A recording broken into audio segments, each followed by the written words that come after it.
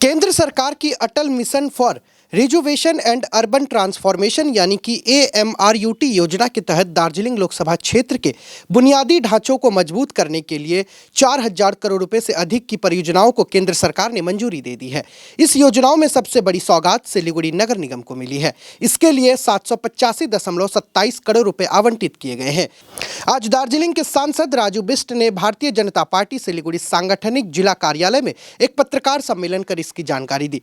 पत्रकार सम्मेलन के दौरान सांसद राजू बिष्ट ने कहा कि जो अमृत की योजना है उसके अंतर्गत जो है अमृत 1 और अमृत 2 के अंतर्गत इस क्षेत्र की जनता को करीब 2000 करोड़ रुपए की पीने की पानी की समस्या को समाप्त करने के लिए स्वीकृति केंद्र सरकार से मिला है। 2000 करोड़ रुपया ये सिर्फ मैं बता रहा हूँ सिलीगुड़ी कॉरपोरेशन को, दार्जिलिंग को, कालिम्पोंग को, कर्सियंग को और मिरिक टाउन इन 5 क्षेत्र के लिए जो है करीब 2000 करोड़ का अमृत योजना के अंतर्गत पीने की पानी की व्यवस्था केंद्र सरकार की तरफ से हुई। मैं हर घर जल के बारे में बाद में आता हूँ, पहले मैं अमृत के बारे में बताता हूँ। अमृत 1 आप सबको पता होगा, अमृत 1 ये अटल जी के नाम से योजना शुरू हुई थी और दार्जिलिंग में अमृत 1 के अंतर्गत पूरे पश्चिम बंगाल में अमृत 1 स्कीम के अंतर्गत 1930 करोड़ रुपया 1930 करोड़ रुपया जो है अमृत 1 के अंतर्गत जो है पश्चिम बंगाल को मिला था, जिसके अंतर्गत 1905 करोड़ रुपया केंद्र सरकार ने पश्चिम बंगाल सरकार को दे भी दिया है। 25 करोड़ रुपए बाकी है, बाकी सब पैसा केंद्र सरकार ने पश्चिम बंगाल को दिया है। इस योजना के अंतर्गत यानी अमृत 1 में दार्जिलिंग को जो है 206 करोड़ रुपए मिला था, बल्कि 206 करोड़ प्लस 80 लाख ही है यानी 206.8 CR। इसमें दार्जिलिंग को 204 यानी 204 करोड़ और 84 लाख रुपया अमृत 1 के अंतर्गत जो है करीब 12000 घरों को पीने का पानी के लिए ये स्कीम मिली थी। और इसके साथ ही करीब जो है सिलीगुड़ी कॉरपोरेशन एरिया में 1 एकड़ 1.4 एकड़ यानी 1.4 एकड़ ग्रीन स्पेस डेवलप करने के लिए 2 करोड़ रुपया मिला था। इस तरह से जो है 204 प्लस 84 प्लस जो है 2 करोड़ रुपया मिला के 206 करोड़ और 80 लाख रुपए केंद्र सरकार ने मिला था। इसमें दार्जिलिंग को 204 करोड़ रुपए और 2 करोड़ रुपए मिला था सिलीगुड़ी कॉरपोरेशन इलाके को। ये अमृत 1 का है, ये पुराना स्कीम है, लेकिन अभी भी दार्जिलिंग का जो अमृत 1 का स्कीम है वो फिजिकली कागज में बताते हैं 84% हो गया है, अभी भी 16% होना है। इस पूरे 5 यानी पहाड़ के 4 म्यूनसिपलिटी और सिलीगुड़ी कॉरपोरेशन एरिया को 5 इलाके को 1503 करोड़ रुपया अतिरिक्त स्वीकृति अमृत 2 के अंतर्गत हुई है। और जिसमें मुझे बताते हुए खुशी है कि जो है कर्सियंग म्यूनसिपलिटी एरिया को 210 करोड़ रुपया मिला है, यानी जो कर्सियंग का म्यूनसिपलिटी टाउन इलाका है उसको 210 करोड़ रुपए की जो है स्वीकृति मिली है। और उसके साथ ही जो विक्टोरिया लेक है कर्सियंग म्यूनसिपलिटी के अंतर्गत उसको ठीक करने का उसके रख रखाव के लिए 80 लाख रुपए अतिरिक्त मिला है, यानी 210 करोड़ रुपया सिर्फ पीने की पानी की सप्लाई और डिस्ट्रीब्यूशन के लिए। और साथ ही जो है विक्टोरिया जो है उस पार्क को वाटर लेक को ठीक करने के लिए 80 लाख रुपया मिला है। ये कर्सियंग की जनता के लिए है। इसी तरह मैंने पहले ही बताया था कि मिरिक के लिए जो है 196 करोड़ 196 करोड़ रुपीस जो है वो स्वीकृति हुई थी, लेकिन उसमें 100% घर कवर नहीं हो रहे थे। उसके लिए अतिरिक्त 2.5 करोड़ रुपया यानी 2.43 करोड़ रुपया अतिरिक्त जो है मिरिक टाउन को मिला है। और इसको जोड़ करके मिरिक टाउन को 199 करोड़ यानी 200 करोड़ में 1 करोड़ कमती 199 करोड़ जो है वो मिरिक म्यूनसिपलिटी को मिला है।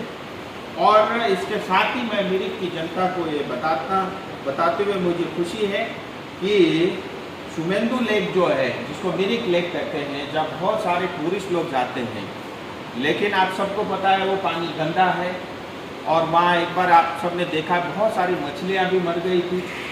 तो मिरिक का जो लेक है उसको ठीक करने के लिए, उसको ठीक रखने के लिए और ये डिसिल्टेशन के लिए, यानी वहाँ से जो मिट्टी खुदाई करके उसको और गहरा करने के लिए और उस तालाब को ठीक करने के लिए, उस लेक को सुंदरीकरण करने के लिए 10 करोड़ रुपए केंद्र सरकार की तरफ से, यानी ये अर्बन मिनिस्ट्री की तरफ से अतिरिक्त जो है मिरिक म्यूनसिपलिटी को मिला है। और इसके साथ ही दार्जिलिंग म्यूनसिपलिटी, यानी दार्जिलिंग को पहले 204 करोड़ रुपया ऑलरेडी मिला हुआ था।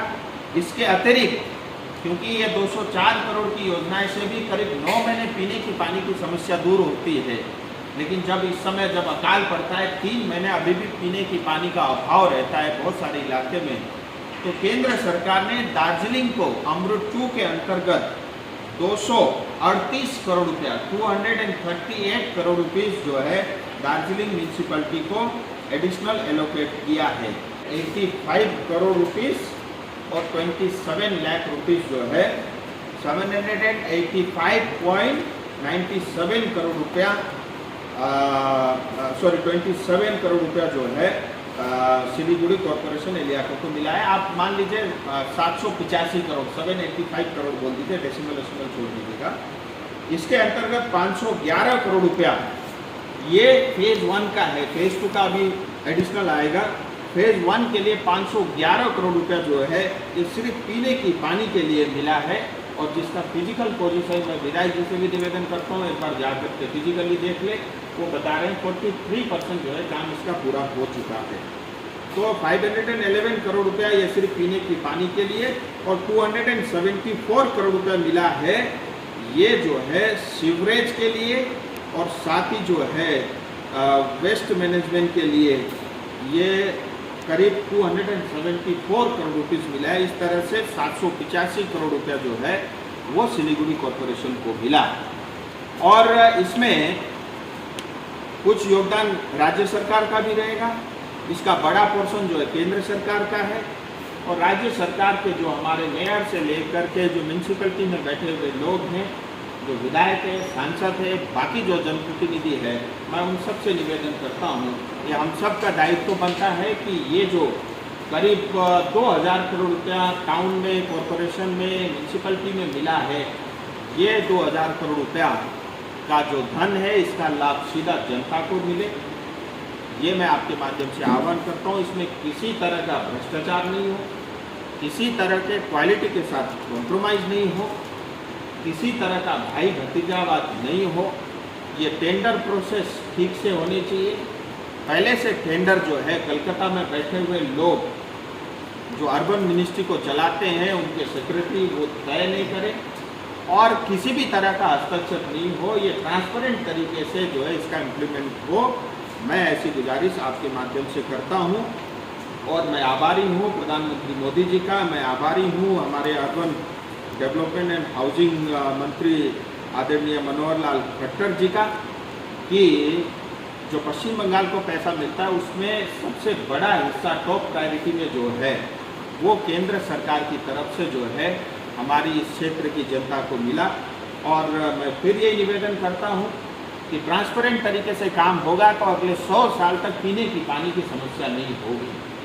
और शुद्ध पीने के पानी के अभाव के कारण बहुत कठिन परिस्थिति में जीवन जीना पड़ता है, और पीने का पानी शुद्ध नहीं होने के कारण बहुत सारी बीमारियों का भी सामना करना पड़ता है। वो अदृश्य होता है, नहीं दिखता, धीरे धीरे जो है आदमी को खोखला कर देता है, आदमी को बीमार कर देता है। और 2019 से ही हम सबका प्रयास था कि क्षेत्र में पीने की पानी का अभाव नहीं हो। और वैसे भी दार्जिलिंग तराई डुवर्स का ये जो क्षेत्र है, चेरापूंजी के बाद ऐसा कहते हैं सबसे ज़्यादा वर्षा होती है, लेकिन उसके बावजूद भी पीने का पानी का अभाव होता है। बहुत सारे हिल के म्यूनसिपलिटी एरिया में जो है पानी ओवरफ्लो होता है बारिश के दिनों में, लेकिन उसका रख रखाव करने का और डिस्ट्रीब्यूशन सिस्टम खराब होने के कारण पानी जो है सड़क में रह जाता है, लेकिन लोगों को पीने का पानी का अभाव रहता है।